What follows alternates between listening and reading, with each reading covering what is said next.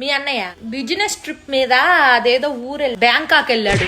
Office ఎదవాళ్ళకి బుద్ధి జ్ఞానం లేదు. ఈ మధ్య మరీ ఘోరం అయిపోయి నెలకి 2 సార్లు బిలొస్తున్నారు బ్యాంకాక్. అసలు అల్లాడిపోతున్నాడు. అంత దూరం అంటే ఒళ్ళు హూనం అయిపోదు. ఎక్కడో మ్యాప్ చివరి నుండి బ్యాంకాక్ రాగానే ఒళ్ళంతా నొప్పులు ఉంది, కాస్త కాపడం పెట్టు రాజ్యం అని నోరారా అడుగుతాడు. అల్లాడిపోతున్నాడు.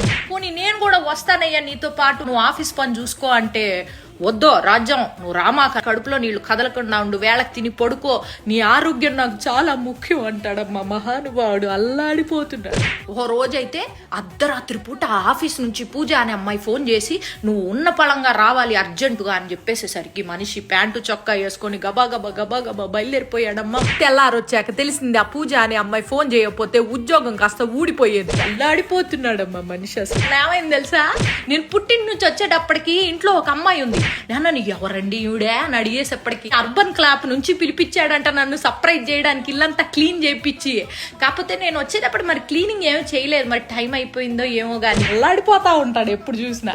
చింటూగాడి క్లాస్ టీచర్ తోటి 24 గంటలు ఫోన్ మాట్లాడుతూ ఉంటాడు. వాడికి ఎలా చదువు నేర్పించాలని చెప్పి సలహాలు ఇస్తా ఉంటాడంట. 1-2 సార్లు ఇంటికి కూడా వచ్చింది అనుకో. మన ఇంటి కింద లేదు 4 కాలేజీ అమ్మాయిలకి అద్దెకిచ్చాడు మీ అన్నయ్య.